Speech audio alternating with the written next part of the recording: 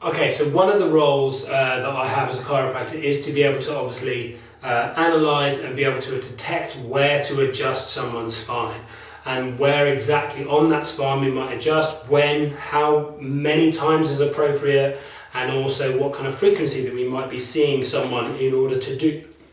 The important thing is to make sure that it's always a check first to see whether someone does need to be adjusted first. There's no guarantee that way.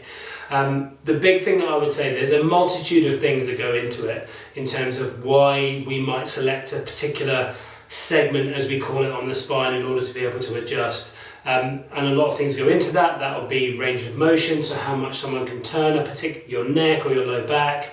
Pain can certainly have an influence on that.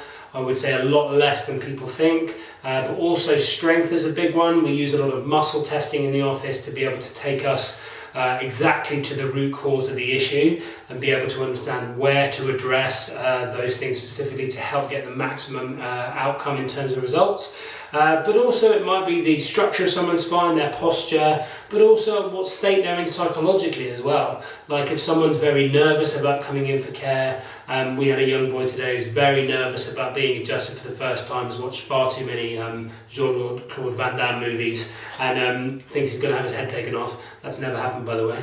But the important thing is to understand is that on that time, there's no point in me doing lots of adjustments on him then, because we want him, it's a marathon, not a sprint. We want to make sure that people are getting long-term results that last for a long period of time. So if we do too much too quickly, their system may not respond very well. So the answer is, again, as always, it depends, but lots and lots of different factors of which we take through on your initial examination, which can take up to an hour sometimes, to be able to go through and collate all that information allows us to be able to really set out a proper care plan about where we're going to adjust you, when, how many times, what other things we're going to take into there as well.